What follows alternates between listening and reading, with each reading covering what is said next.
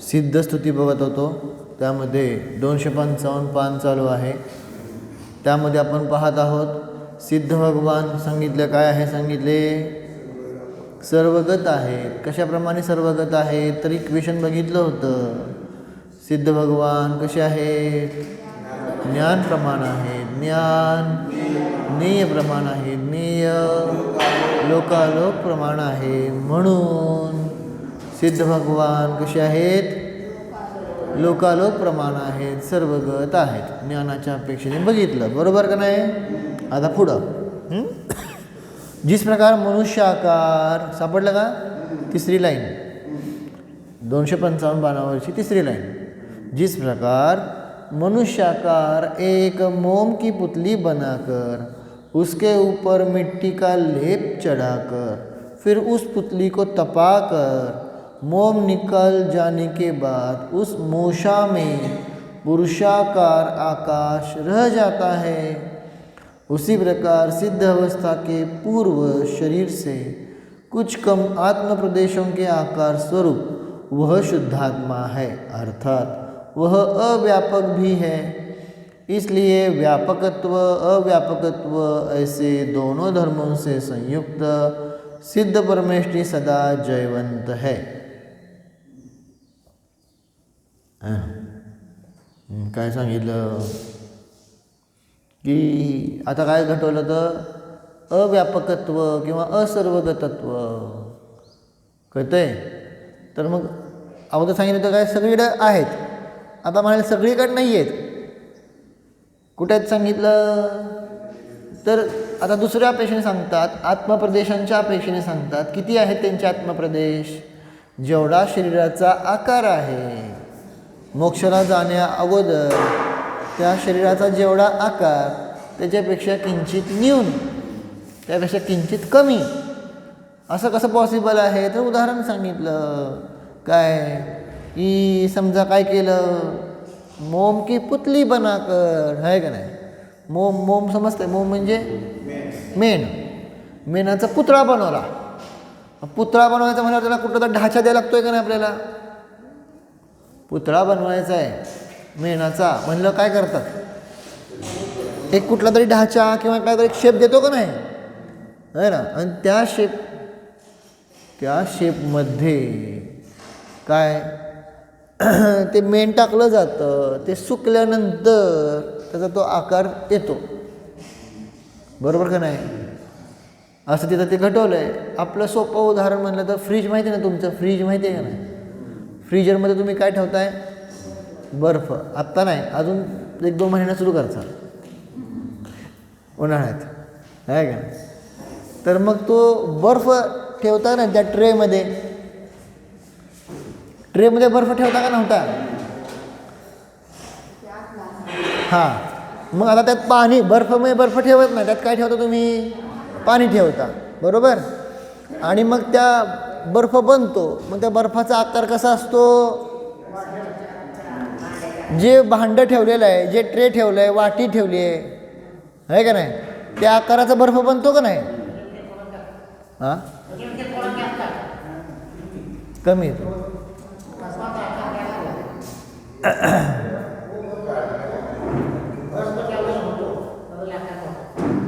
आहे ना. तर मग आता ज्या भांड्यात ठेवलेलं आहे ना, त्या भांड्याचा जो साईज आहे ना, त्याच्यापेक्षा किंचित न्यून होतो का नाही? आणि त्याच्यापेक्षा जर जास्त असेल तर त्या भांड्यात बसणारच नाही.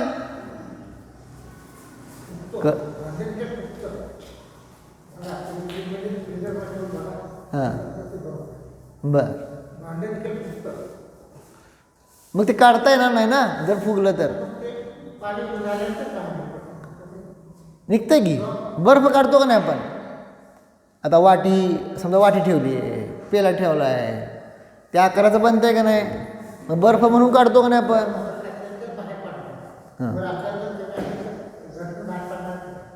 हां, मग ठीक आहे ना. मग ते जेव्हा बर्फ म्हणून बाहेर पडतंय का नाही, तेव्हा आकार केवढा असतो? जेवढं भांडं आहे ना त्याच्यापेक्षा किंचित न्यून. तसं एक उदाहरण सांगतोय. आपल्याला चाललंय काय, उदाहरणाच्या माध्यमातून आपल्याला सिद्धांचा आकार बघायचा आहे की सिद्धांच्या आत्मप्रदेशांचा आकार केवढा आहे. तर जेवढं लास्ट शरीर आहे त्याच्यापेक्षा काय आहे, किंचित न्यून. किंचित न्यून म्हणजे काय कमी केलं है ना. केस नखाचा तर काही विषयच नाही आहे ना, परंतु हां जी पोकळी आहे का नाही, पोकळी तसं पोकळी नसते तिथं. जसं आता कुठं नाकाच्या इथं पोकळी आहे का नाही, आपल्या स्पेस आहे का नाही, कानाच्या इथं स्पेस आहेत का नाही, समजतं का नाही. तसं शरीरामध्ये जिथे जिथे जे काही स्पेस असतील वगैरे तर ते स्पेस राहत नाही. ते सगळं काय लावायचं, हां त्या तो एक सांगितला किंचित न्यून. आलं लक्षात. आणि ऑब्वियसली ज्या शरीरात आहे त्यापेक्षा थोडंसं काय राहणार, शरीररूपी काय आहे, भांडं आहे, मग ज्या भांड्यात ठेवलेलं आहे त्यापेक्षा थोडं कमी होणार. म्हणून उदाहरण दिलं होतं काय की मेणाचा पुतळा बनवला है ना, तर ते सांगितलं फिर उस पुतली को तपा कर मोम निकल जाने के बाद उस मूषा में पुरुषाकार आकाश रह जाता है ना. त्या मेणाच्या पुतळ्यामध्ये काय होतं, पुरुषाकार आकार बनतो ना है ना. त्या मग तशाप्रमाणे सिद्ध अवस्था के पूर्व शरीर से कुछ कम आत्म प्रदेशों के आकार स्वरूप वह शुद्धात्मा है, अर्थात वह अव्यापक भी है. मग कुणाच्या अपेक्षेने कोण आहे कळालं का नाही. दोन गटोले व्यापक सिद्ध कसे आहेत, सर्वगत आहेत म्हणजे व्यापक आहेत. कशाच्या अपेक्षेने, ज्ञानाच्या अपेक्षेने. बरोबर का नाही. ज्ञानाने सगळ्याला जाणतायत किंवा सगळे ज्ञेय त्यांच्या ज्ञानामध्ये येत आहेत. आणि असं घडतं बरं का, मला काल ते सांगता सांगता राहून गेलं काय की ज्ञेय ज्ञानामध्ये कसं येतात, काल का परवा हां असं घडू शकतं. जसं आपल्या परिणामांची स्थिरता असेल, निर्मलता असेल आहे ना, तर काय होतं सांगितलं, आपल्या ज्ञेयसुद्धा आपल्याला ज्ञानात झळकून जातात. जसं उदाहरणार्थ तुम्हाला डोळे भाग आहेत का, कुठला आवाज येत नाही पण चाहूल लागते का नाही, कोणतरी येते मागणं म्हणून आहे ना, कोणतरी बघतंय म्हणून. समजलं. एक्झाम्पल त्या खुर्कीतनं कोणतरी बघतंय, तुम्हाला कसं काय कळलं. आता आपण बघतोय इकडं, ते पाठीमाग आहे का नाही, पण कसं काय कळतं, ते ज्ञानामध्ये कसं आलं. अर्थात आपण जर कुठं एखाद्या ठिकाणी वेगळं असेल तर ते पण कळणार नाही, ते पण सांगितलं आहे ना. मोबाईलमध्ये तुम्ही वेगळं आहे तर मग हाक मारलेली पण कळत नाही. पण जर कुठे वेगळं नसाल आहे ना, तर आसपास काय चाललंय येते का नाही ज्ञानामध्ये. त्यासाठी त्या ज्ञेयाकडे पाहावं लागलं का, राहिला का नाही. पॉईंट समजला का नाही. हां म्हणजे अभिप्राय असा की ज्या जीवाच्या जशी प्रकारे काय होत जाते, परिणामांची विशुद्धता असते आणि तेव्हा तो स्थिर असेल, व्यग्र नसेल काय, तर ज्ञेयसुद्धा ज्ञानामध्ये येतात. त्यांना आपल्याला या म्हणून सांगायची गरज नाही, कळलं. फक्त आपण त्याप्रमाणे काय करायला पाहिजे, तसं स्थिर आवश्यक आहे. व्यग्र असाल तर कधीच कळणार नाही. व्यग्र असाल तर तुम्ही जिथे कुठं, कारण एका वेळेस उपयोग एका ठिकाणी जातो, कळलं का नाही. व्यग्र असेल तर आपल्याला कळतं का, आपल्याला लागलेलं पण कळत नसतंय. कितीतरी वेळा सांगितले हे उदाहरण.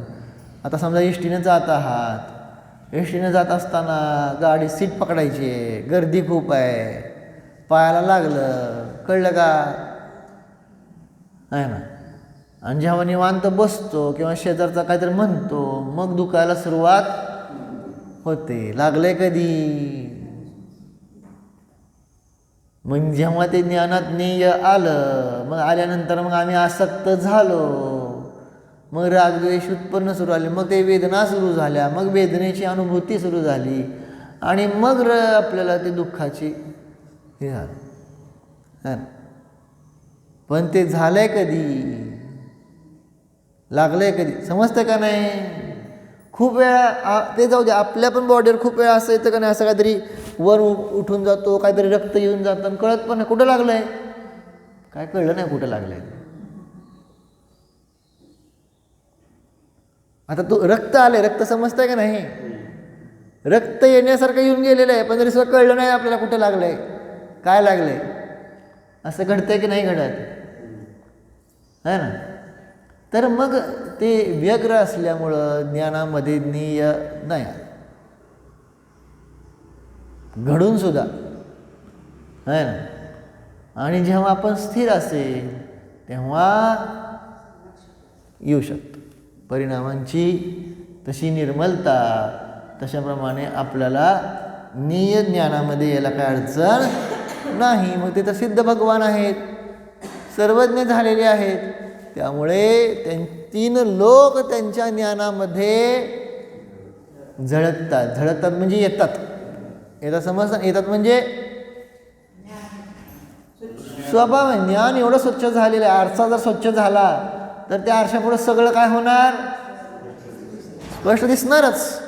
तसं ज्ञान एवढं स्वच्छ झालेलं आहे आता पर्यायामध्ये की त्यामध्ये सगळे जेवढे म्हणून निय आहेत, मग ते लोकाकाश असो अथवा अलोकाकाश असो, सगळं झळकणार. आपण भजन पण म्हणतो ना, लोकालोक झलकता जिसमें ऐसा प्रभु का केवल ज्ञान. म्हणल्या काल भजन म्हणली का विचारतो तुम्हाला. म्हणली लोकालोक झलकता जिसमें ऐसा प्रभु का केवल. कुठलं भजन आहे माहिती आहे? मी मुद्दाम मधलंच म्हणलेलं आहे, त्याची स्टार्टिंग सांगताय का, लोकालोक झलकता जिसमें ऐसा प्रभु का केवल ज्ञान.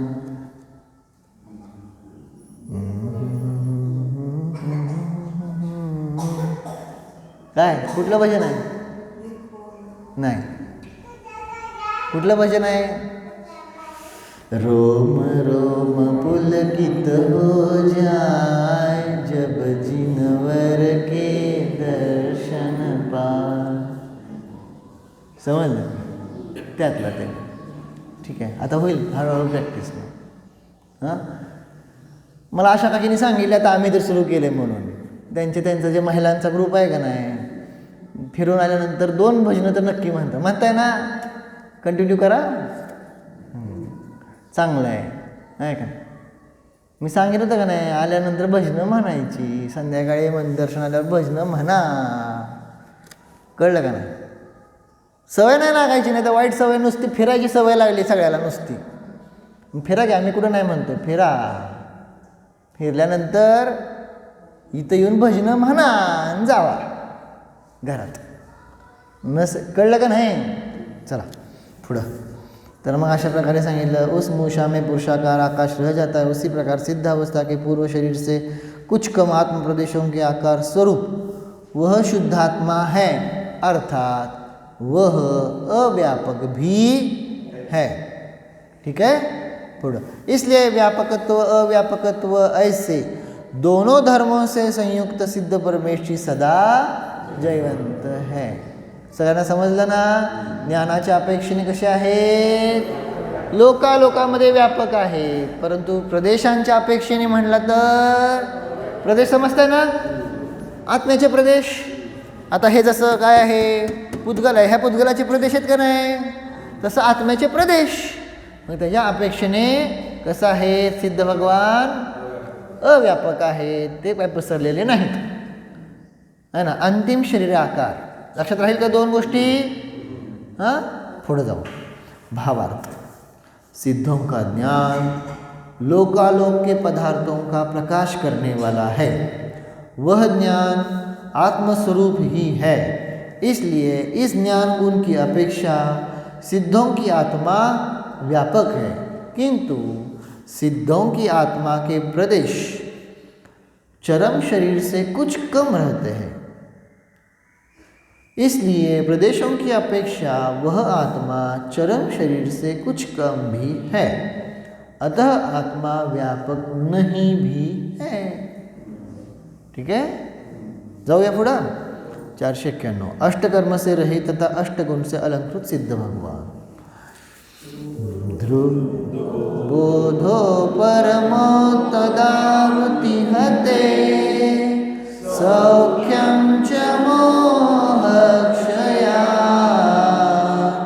वीर्यं विघ्न विघाततो प्रतिहतं मूर्तिर्न नामक्षते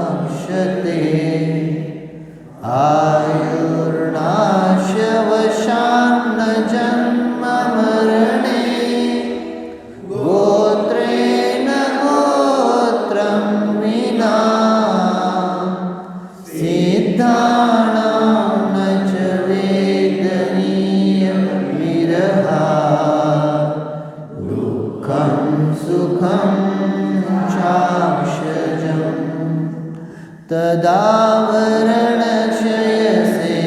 दृग्ज्ञान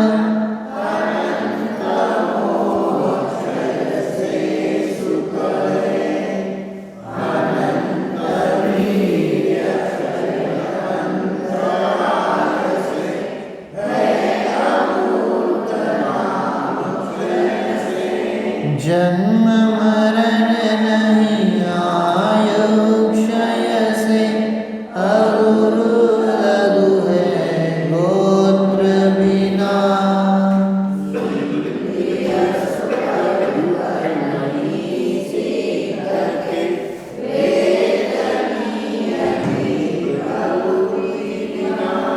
आता 8 कर्म आणि 8 कर्मांच्या अभावात उत्पन्न झालेले 8 गुण आहे ना, त्यांचं इथं सांगतात. आपण वाचतोय कळतंय म्हणतात आणि लक्षात राहत नाही, आहे का नाही? असं का घडतं? मी वाचण्याच्या अगोदर सांगतो असं का घडतंय. कारण आपण ते नुसतं वाचून सोडलेलं असतं आणि कळलं म्हणतो, परंतु ते जोपर्यंत धारण होणार नाही, जोपर्यंत आम्ही त्याचं स्मरण करणार नाही, थोडा तरी प्रयत्न करत जावा की जे वाचलेलं आहे, जे ऐकलेलं आहे त्याचं पुन्हा चिंतन करू, त्याचं थोडंसं स्मरण करू. नाही आठवलं तर परत बघूया.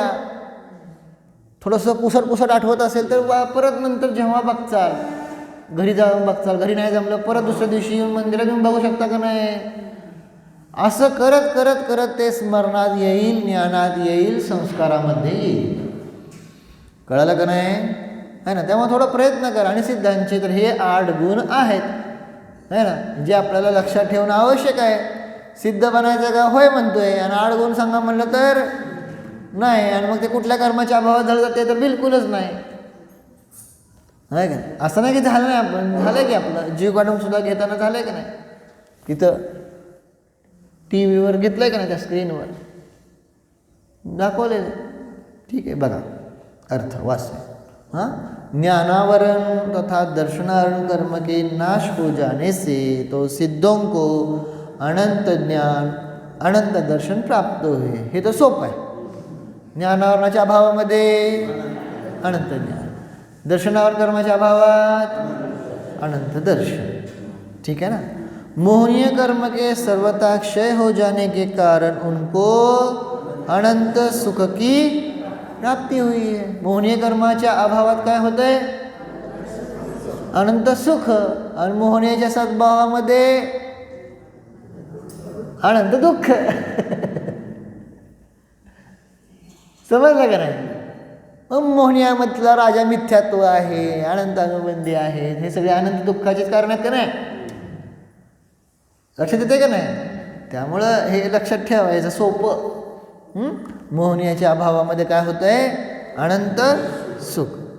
पुढं, वीर्यांतराय कर्म के नाश हो जाने के कारण उनको अनंत वीर्य की प्राप्ती हुई है. काय झालेलं आहे? अनंत वीर्य. वीर्य म्हणजे काय? शक्ती.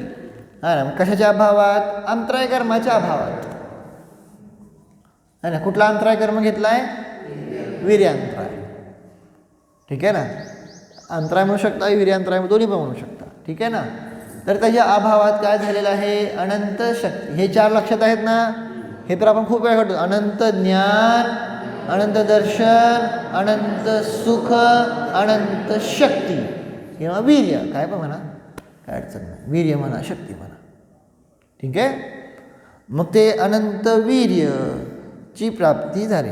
नाम कर्म के अभाव से अमूर्त होने से उनकी कोई मूर्ति नहीं है.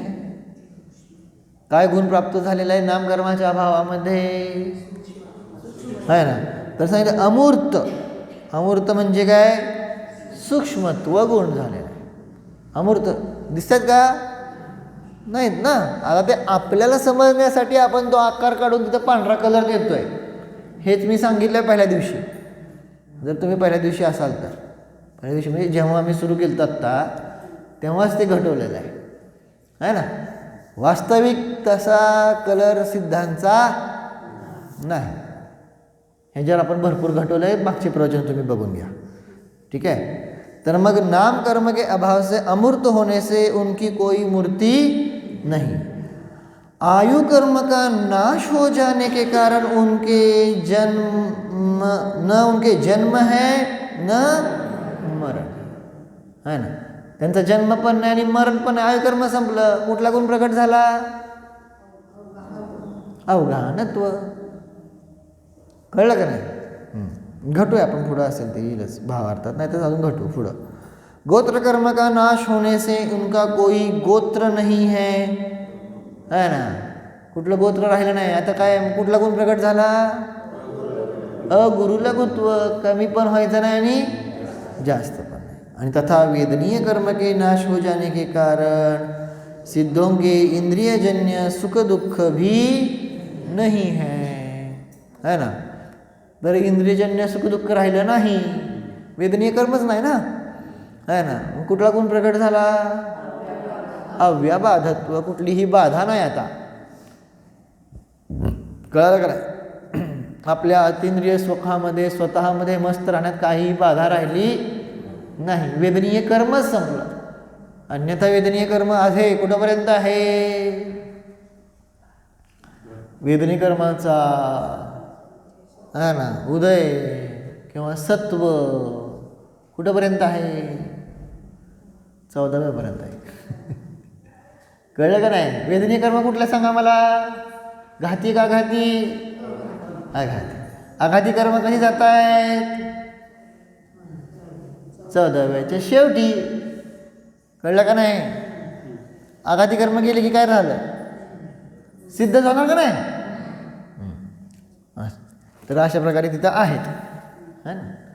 तर मग सांगायचा अभिप्राय, मग त्यांचं कार्य कसं काय चर्चा, ते तुम्ही कर्मकांड जेव्हा समजून घ्याल तेव्हा ते आहे ती सगळी चर्चा, की तिथं वेदनीय कर्म आहे मग त्यांना त्रास होत नाही का वगैरे वगैरे. 13व्या गुणस्थानातसुद्धा असाताचा उदय आहे, माहिती आहे का, संपला नाही आहे.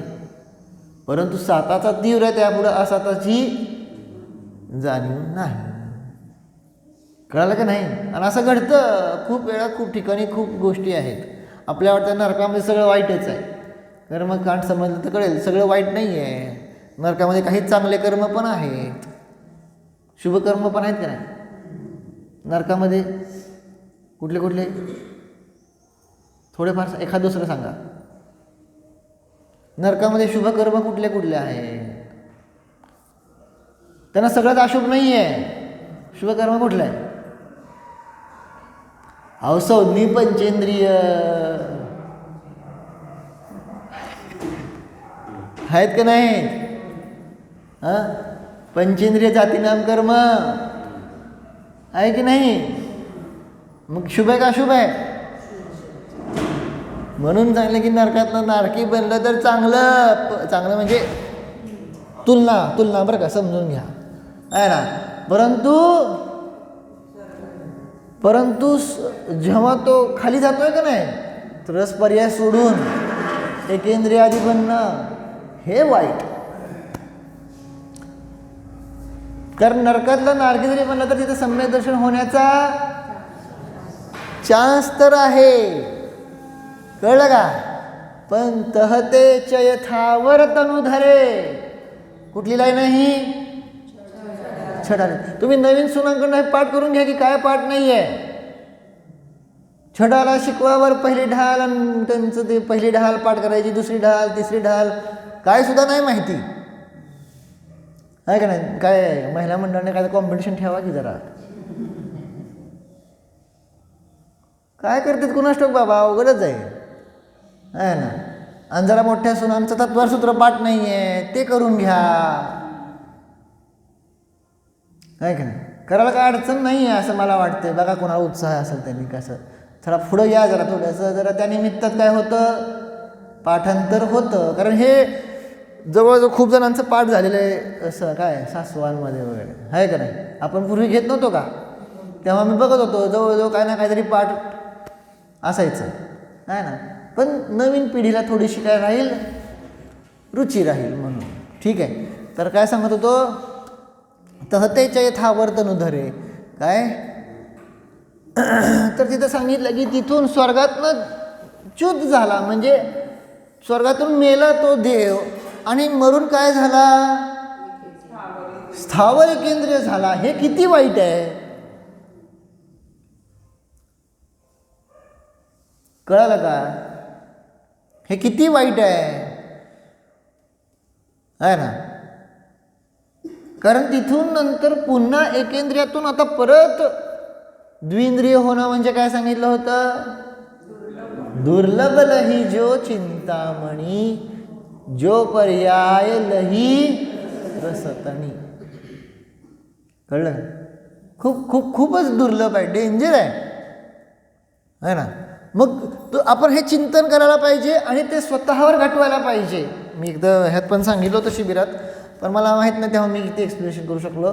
पण आतापर्यंत सांगतो, तुम्ही नीट चिंतन करा. स्वर्गातला देव आहे, नीट ऐका बरं का.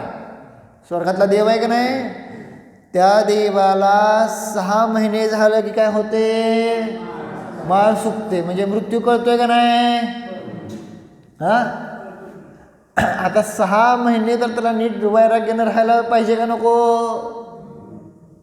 हां, पाहिजे का नको, विचार करा, एक चिंतन करा फक्त. मी काय जे सांगतोय ते 6 महिन्यातला आयुकर्म कधी होतो, फक्त 2 त्रिभाग गेल्यावर, आहे ना.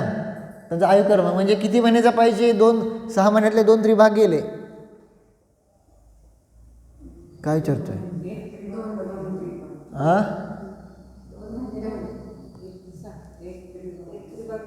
एक त्रिभाग राहिला ना, म्हणजे 2 महिने राहिले. म्हणजे शेवटच्या 2 महिन्यामध्येच आयुकर्म बंद होतोय. त्याला कळलंय कधी, 6 महिने अगोदर. त्यातले शेवटचे काय करायचे, त्याला फक्त 2 महिने जपायचेत. पण तरी सुद्धा तो जीव काय होतोय, मिथ्यादृष्टी जीव दुःख करत राहतो, भोगामध्ये तितका हे राहतो की ते 2 महिने सुद्धा त्याला जपणं होत नाहीत आणि तिथून तो एकेंद्रिय स्थावर होतो. म्हणजे नियम नाही एकेंद्रिय व्हायला पाहिजे, पण होतात. आपण ते लोएस्ट उदाहरण घेतलेलं आहे, कळतंय का नाही. मग हे कसं काय, एवढं सगळं कळत असून सुद्धा कसं काय नाही झालं. हां, त्यांचं आपल्याला वाटतंय वाईट, आणि आपल्याला बघा, आपल्याला किती कळलेलं असतंय. आपण किती वेळा मरता मरता वाचलेलो असतो, कितीतरी वेळा डॉक्टरच्या काय म्हणतात ना, दवाखान्यात आलेलो असतो का नाही, आहे ना. पण तरी सुद्धा तेवढ्या पुरतं दवाखान्यात गेलं की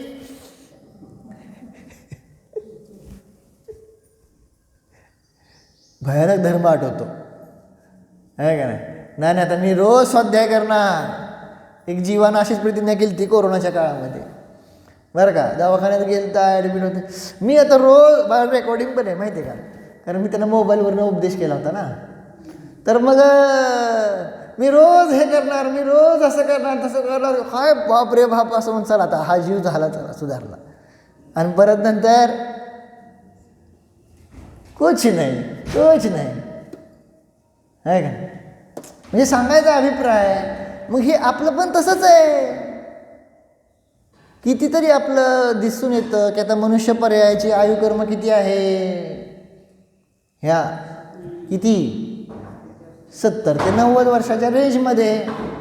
आता शेवटचे झाले की तुम्ही सगळे भोगात घालवले एवढे वर्ष, आता शेवटचे वर्ष तर जपावेत की नाहीत?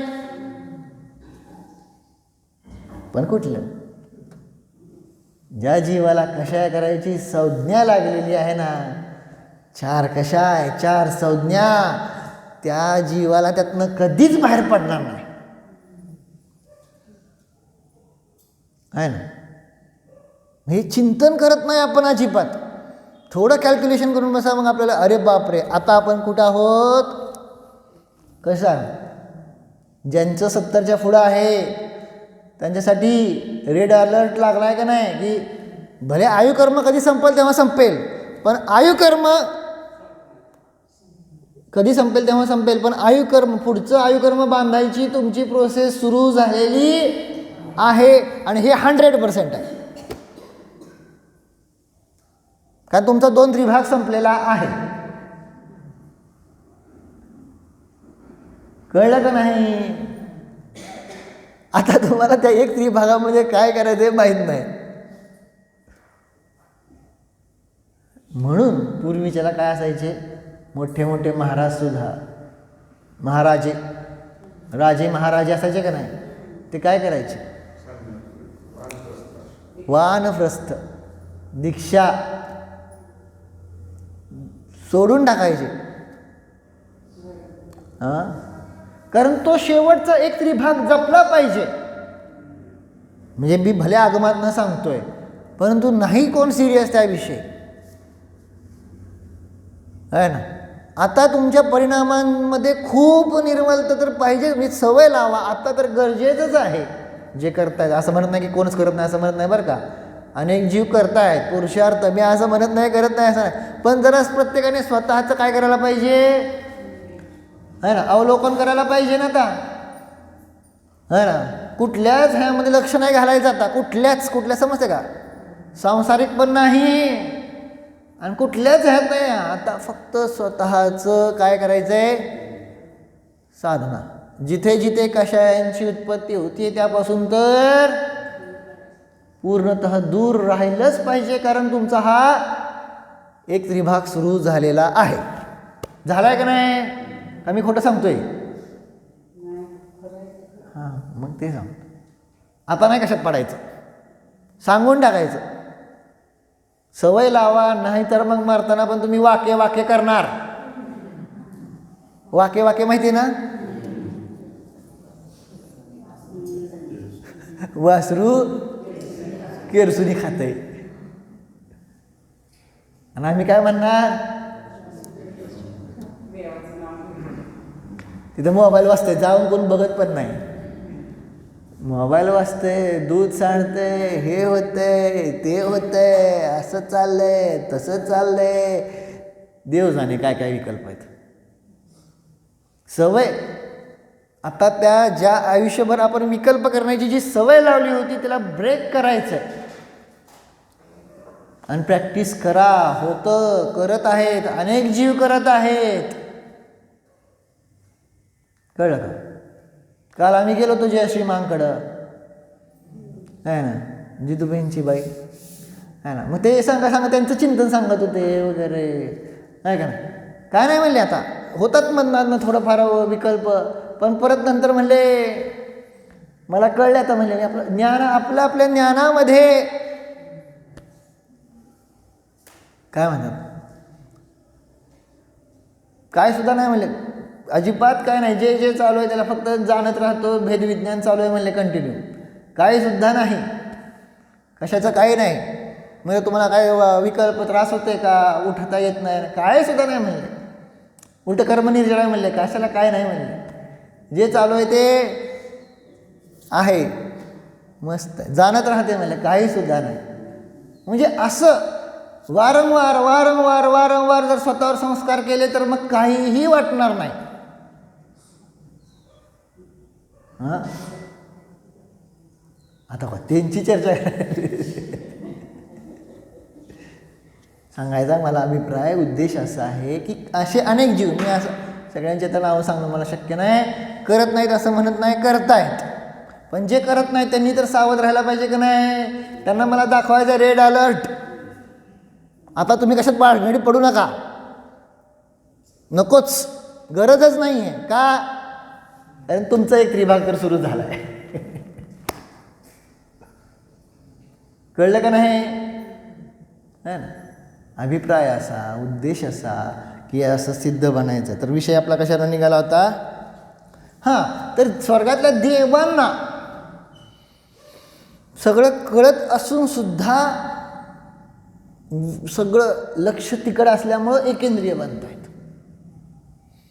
मग आपली अशी दुर्दशा होऊ नये, आपली अशी दुर्गती होऊ नये, आहे का नाही. ह्यातून आपल्याला शिकायला पाहिजे की नाही सावध. आता इथून पुढचं असं स्वतः प्रतिज्ञा करा, लिहून ठेवा, काय करायचं ते करा. हे आता मी ह्यात पडणार. अब विषयों में नाही रमेंगे, चिदानंद पान करेंगे.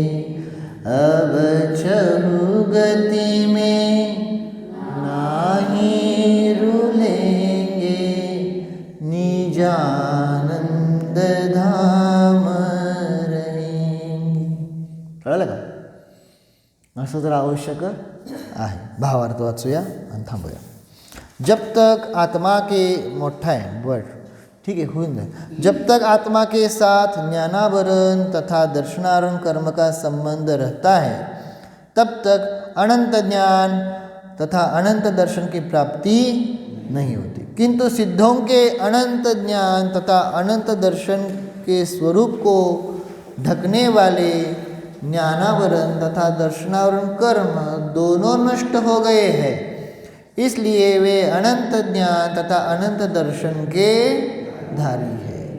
उसी प्रकार जब तक मोहनीय तथा अंतराय कर्म का संबंध आत्मा के साथ रहता है, तब तक अनंत सुख तथा अनंत वीर्य की उत्पत्ति नहीं होती. किंतु सिद्धों के मोहनीय तथा अंतराय कर्म का भी अभाव है, इसलिए वे अनंत सुख तथा अनंत वीर्य से सहित है. कळलं? झालं ही चर्चा आत्ता सांगितलं ना. अनंत काय ज्ञानावरणाच्या कर्माच्या अभावात अनंत ज्ञान, दर्शनाकर्माच्या अभावात अनंत दर्शन, है ना. त्यानंतर मोहनीय कर्माच्या अभावात अनंत सुख आणि अंतराय कर्माच्या अभावात अनंत वीर्य, अनंत शक्ती. ठीक आहे ना. हे 4 गुण बघितले. 4 घाती कर्म झाले. आता 4 आघाती. नाम कर्म के उदय से आकार बनता है, किंतु सिद्धों के नाम कर्म का अभाव है, इसलिए उनकी कोई मूर्ति या आकार भी नहीं है. आयु कर्म के संबंध से जन्म तथा मरण होता है, किंतु सिद्धों के आयु कर्म का अभाव है, इसलिए वे जन्म मरण से रहित हैं. गोत्र कर्म की कृपा से उच्च गोत्री तथा नीच गोत्री समझे जाते हैं, परंतु उनके गोत्र कर्म का सर्वथा नाश हो गया है, इसलिए उनका कोई गोत्र भी नहीं है. तथा साता असाता वेदनीय कर्म के उदय से इंद्रियजन्य सुख तथा दुख होता है, किंतु सिद्धों के समस्त प्रकार के वेदनीय कर्म का नाश हो गया है, इसलिए वे इंद्रियजन्य सुख और दुख से रहित हैं. है ना. अशा प्रकारे काय झालेले आहेत? सिद्ध भगवान 8 कर्माने रहित आहेत. त्यामुळे त्यांना 8 गुणांची काय झालेली आहे? प्राप्ती झालेली आहे. हो. भो प्रभू.